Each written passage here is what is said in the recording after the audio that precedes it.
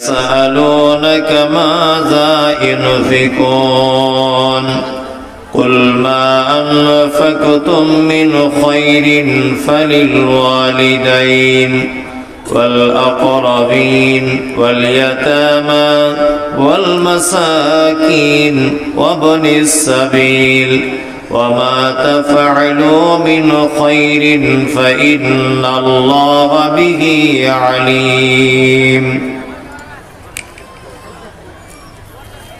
বালাপাথর ফুরকানিয়া আল ইসলামিয়া মাদ্রাসার জলসার সুযোগ্য নির্বাচিত সভাপতি, উপস্থিত আমন্ত্রিত ওলামায়ে কেরামগণ, শ্রোতা হিসাবে যারা এসেছেন, চলে গেছেন, আসছেন, সকলকে শ্রেণীগতভাবে জানাচ্ছি আন্তরিক শুভেচ্ছা, ভালোবাসা, প্রেম, মোবারকবাদ, ধন্যবাদ, সাধুবাদ, স্নেহাশিস যথাক্রমে শ্রেণীগতভাবে।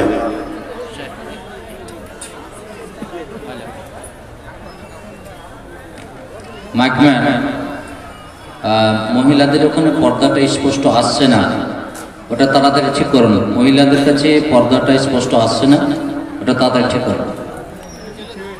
আলহামদুলিল্লাহ, এতক্ষণ পর্যন্ত আপনারা বিভিন্ন ওলামায়ে কেরামদের কাছ থেকে হাদিস এবং কোরআনের আলোকে অনেক কথাবার্তা শুনেছেন। আলহামদুলিল্লাহ, আমি এসেছি কিছু কথা আলোচনা রাখবো। ওমা তৌফিক ইল্লা বিল্লাহ আলাইহি তাওয়াক্কালতু ওয়া ইলাইহি উনীব। আলহামদুলিল্লাহ, লোক অনেক, কিন্তু পরিবেশটা একটু উল্টা উল্টা। যারা দাঁড়িয়ে আছেন আপনারা বসে যান, এটা কোরআনের মজলিস, তো এই জন্য কোরআনের মজলিসে দাঁড়ানো ঠিক নয়। একটু বসুন, আপনি সামনের দিকে এসে বসুন না ভাই, বসে যান, এটা দেখতে খারাপ লাগছে।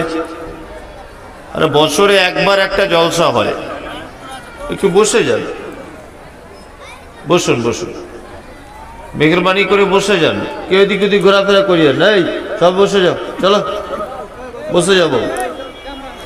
এটা কোরআনের মজলিস, আর না হলে আপনি চলে যান, যদি আপনার সময় কম থাকে, না হলে আপনি চলে যান। দাঁড়িয়ে সেই থাকবে যার পাছাতে ফোঁড়া টোড়া হয়েছে, সে দাঁড়িয়ে থাকবে, এমনি লোক দাঁড়াবে না। বসে যান সবাই। আলহামদুলিল্লাহ, আমি পবিত্র গ্রন্থ মুকুট আল কোরআনুল কারীমে তিনটি জায়গা থেকে তিনটি আয়াত তেলাওয়াত করেছি, একটি আয়াতের একটি অংশ তেলাওয়াত করেছি। এই আয়াতগুলিকে কেন্দ্রবিন্দুতে রেখে কিছু কথা বলবো। ওমা তৌফিক ইল্লা বিল্লাহ আলাইহি তাওয়াক্কালতু ওয়া ইলাইহি উনীব। এই ভাই বসো, যা হয়েছে হয়েছে, বসে যান, বসে যান, বসে যান, বসে যান, বসে যান, বসে যান। আজকের আমি যাই হোক, পরিবেশ ঠিক করুন, পরিবেশ ঠিক করুন। আজকের আমি পবিত্র কোরআনের যে আয়াতগুলি তেলাওয়াত করেছি আর কিছু হাদিস তার সঙ্গে বলবো ইনশাআল্লাহ। হাদিস আর কোরআনকে সামনে রেখে আমি ইসলামে নারীর মর্যাদা কতটা, সেই ব্যাপারে কিছু কথা বলবো। সর্বপ্রথম এ ব্যাপারে বলতে গিয়ে আপনাকে আমি আজ থেকে একদম পৃথিবীর সূচনা থেকে শুরু করে আপনাকে একটু ভাবিয়ে দিতে হবে, তাহলে ব্যাপারটা ক্লিয়ার করা যাবে। যেমন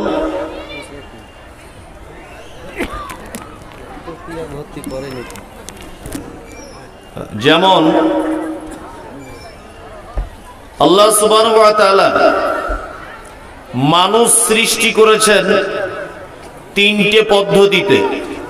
কটা পদ্ধতিতে? তিনটা। এক, আল্লাহ সুবহানাহু ওয়া তাআলা আদম আলাইহিস সালামকে বানিয়েছেন মাটি দিয়ে। কি দিয়ে? মাটি। আচ্ছা বলুন তো, আদম ছাড়া পৃথিবীর আর দ্বিতীয় কাউকে মাটি দিয়ে তৈরি করা হয়েছে না। আদম পর্যন্ত পিওর মাটি দিয়ে তৈরি, আদম আলাইহিস সালাম পর্যন্ত শেষ। নাম্বার 2, আদম আলাইহিস সালামকে তৈরি করার পরে জান্নাতের ভিতরে রাখা হলো। জান্নাতের ভিতরে আদম আলাইহিস সালাম সব ঠিক আছেন, কিন্তু মনের দিক দিয়ে ভালো নেই। আল্লাহ তাআলা আলিমুম বিজাতিস সুদূর, অন্তরের কথা বুঝেন। আমরা যেটা মুখে বলি এটা তিনি শোনেন বা বুঝতে পারেন, আর মানুষের মনের ভিতরে যে কথাটা জাগে এটা আল্লাহ বুঝতে পারে কি পারে না? পারে। তা আল্লাহ সুবহানাহু ওয়া তাআলা বুঝতে পারলেন যে আদম জান্নাতের মতো একটা জায়গায় থাকার পরেও এ আরামের মধ্যে নেই। প্রয়োজন কি? নাকি একটা বউ দিতে হবে, মেয়ে। দেখুন বর্তমান, আপনাকে একটা জিনিস দিয়ে মিলিয়ে দিই। আপনি যখন বাড়িতে গেলেন, 20 দিন পরে কোথাও কাজে গিয়েছিলেন, বাড়িতে এলেন, বাড়িতে এসে দেখবেন আপনার বেটি আছে, আপনার বেটা আছে, আপনার মা আছে, আপনার আব্বা আছে, আপনার বোন রয়েছে, আপনার সবাই বাড়ির ফ্যামিলির লোক আছে, কিন্তু আপনার স্ত্রী বাড়িতে নেই। তাহলে আপনার মনটা কেমন হবে? যে সবাই থাকার পরেও যেন বাড়িটা ফাঁকা, কারণ একজন নেই। তাই আল্লাহ সুবহানাহু ওয়া তাআলা একটা মেয়েকে তৈরি করলেন ওর পাঁজরের হাড্ডি দিয়ে, তার নাম হাওয়া। এটাও জানেন? আচ্ছা, হাড্ডি থেকে হাওয়াকে তৈরি করা হলো। আচ্ছা, পৃথিবীর আর কোন নারী পুরুষকে একদম পিওর হাড্ডি থেকে তৈরি করা হয়েছে আপনাদের কারো জানা আছে? নেই। তাহলে দুটো পদ্ধতি হলো, একটা মাটি আর একটা হাড্ডি। নাম্বার 3, পৃথিবীতে আল্লাহ সুবহানাহু ওয়া তাআলা একজন নবীকে পাঠিয়েছিলেন, একজন নবীকে পাঠিয়েছিলেন। তিনি নবী এবং রাসূল, নাম হচ্ছে ঈসা আলাইহিস সালাম। আচ্ছা, ঈসা আলাইহিস সালামের আব্বা ছিল না? ছিল না। মায়ের নাম মারিয়াম।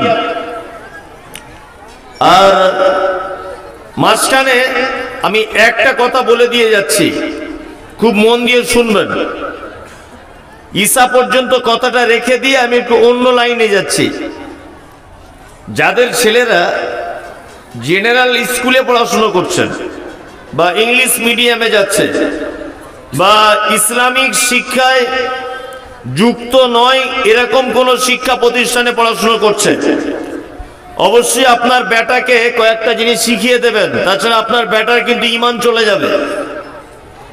আপনার বেটার ঈমান চলে যাবে। তাহলে কোরআন কারীম বলছে এর নাম হচ্ছে ঈসা। কি নাম? ঈসা। মায়ের নাম কি? মারিয়াম।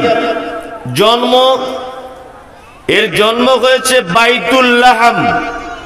এবার আপনাকে একটা বলি, আপনার বেটাকে আপনি যে স্কুলে পড়াচ্ছেন, আপনাকে একটু সাবধান হতে বলছি। স্কুলে পড়ানো হচ্ছে, এর নাম যিশু। পড়ানো হচ্ছে না? হচ্ছে। মায়ের নাম মেরি। জন্ম বেথলেহেম, তাই তো?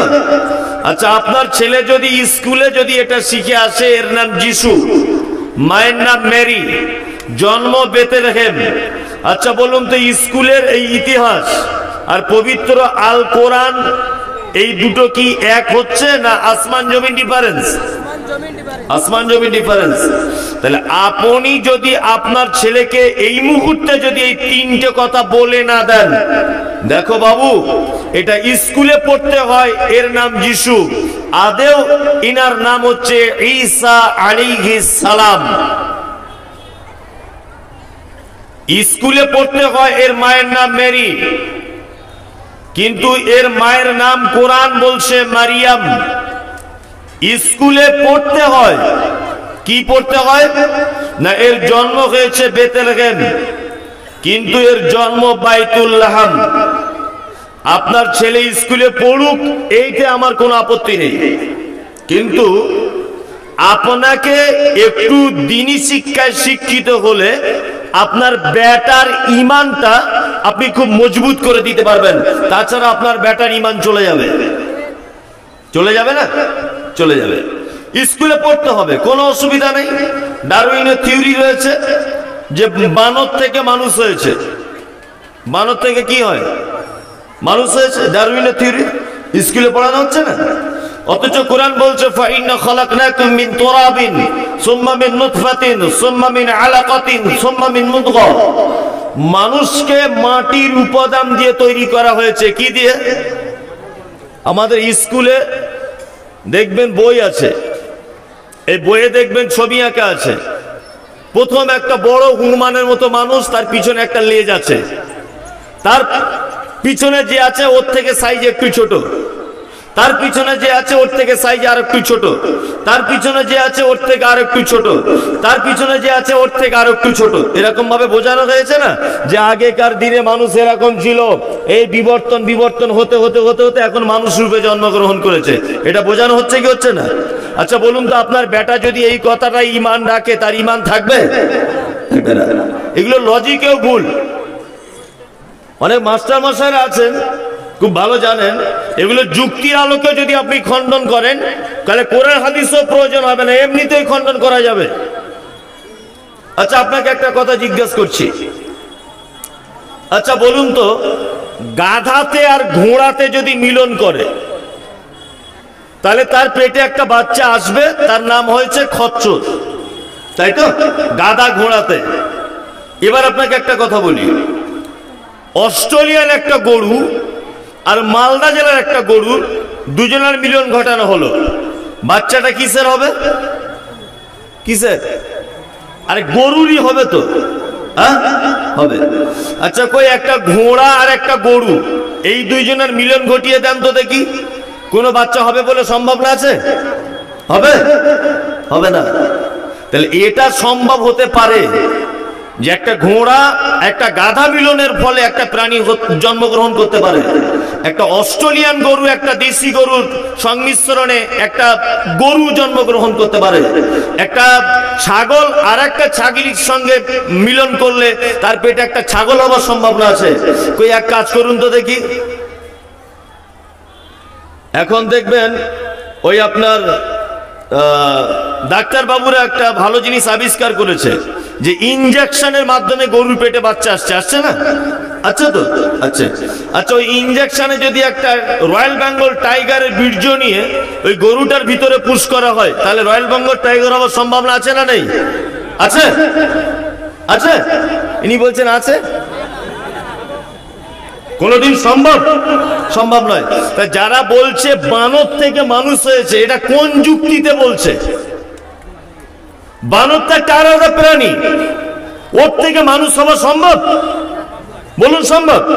তাহলে ডারউইনের এই থিওরি স্কুলে পড়ানো হচ্ছে কি হচ্ছে না? হচ্ছে। তাহলে আপনার বেটাকে যদি এটা বলে না দেন, তাহলে আপনার বেটা যদি ক্লাস 10 পর্যন্ত, ক্লাস 10 মানে তার 16 বছর বয়স, তাই তো? 17 বছর বয়স, তার 16 থেকে 17 বছর বয়স পর্যন্ত আপনার বেটা যদি মারা যায়, তাহলে আপনার বেটা, আমি মুমতাজুল ইসলাম বলছি, ও বেঈমান হয়ে মারা যাবে।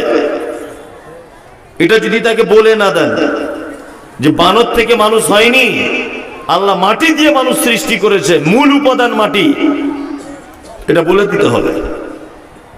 এ দায়িত্ব আপনার। তাহলে 3টে পদ্ধতি দেখালাম মানুষ সৃষ্টি হবার। কটা? 3টা। মনে নেই আপনার, ভুলে গেছেন, আবার আপনাকে মনে করিয়ে দিচ্ছি। 1 মাটি, 2 হাড্ডি, 3 বিনা বাপে ঈসা আলাইহিস সালাম এসেছেন। আচ্ছা ঈসা ছাড়া পৃথিবীতে আর কোন নবী, আর কোন সাহাবী, কোন তাবে আজ পর্যন্ত বালাপাথর এলাকার কোন মানুষ জন্মগ্রহণ করেছে বিনা বাপের? আপনাদের জানা আছে? নেই।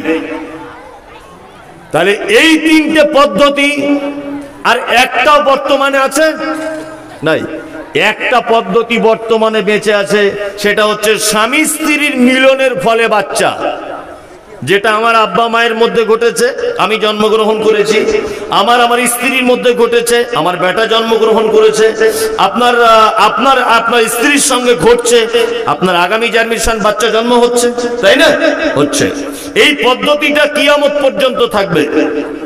আমি বলেছি ইসলামে নারীর মর্যাদা, এই ব্যাপারে বক্তব্য দেবো আজকে। তাহলে এত দূর থেকে আসতে হচ্ছে, ইয়েস, এত দূর থেকে আসতে হবে ঘুরে ঘুরে, তারপরে আপনাকে মেন জায়গাটা আমি আনবো। তাহলে একটা মহিলার পেট থেকে জন্ম হয় কটা লিঙ্গ জানা আছে? জানেন? এটা সাধারণ ব্যাপার, বুঝতে পারছেন না? একজন মা, তার পেট থেকে কটা লিঙ্গের জন্ম হয়? দুটি। দুটি, একটার নাম নারী, একটার নাম পুরুষ। আপনার স্ত্রীর যেদিন পেটে বাচ্চা চলে এলো, যেদিন, সেদিন থেকে আপনার স্ত্রীর প্রত্যেক মাসে যে অসুখ হয় এটা বন্ধ হয়ে যাবে, এটা সবাই জানে, বন্ধ হয়ে যাবে। আপনার স্ত্রীর পেট আস্তে আস্তে আস্তে আস্তে বড় হবে। 6 মাস যখন পেটে বাচ্চা চলে আসবে, তার বুকের দুধ আস্তে আস্তে আস্তে আস্তে করে বাড়বে, তার বুকে দুধ চলে আসবে, তাই না? আসবে। আপনার স্ত্রী বাচ্চা জন্ম দেবে, ব্যথা শুরু হবে, যন্ত্রণা। তাহলে পুরুষ বাচ্চা হলেও পৃথিবীতে একই পদ্ধতি, মহিলা বাচ্চাও যদি মায়ের পেট থেকে জন্ম নেয় একই পদ্ধতি। দুইজনের জন্মের ব্যাপারে পদ্ধতির বা নিয়মের কোনো ডিফারেন্স আছে? মেয়ে বাচ্চা যদি মায়ের পেটে থাকে একই নিয়ম, ছেলে বাচ্চা যদি মায়ের পেটে থাকে একই নিয়ম। এবার পৃথিবীতে এলো, একটাই রাস্তা দিয়ে এলো, দুজনাই ধরে নেন এলো একটাই রাস্তা দিয়ে।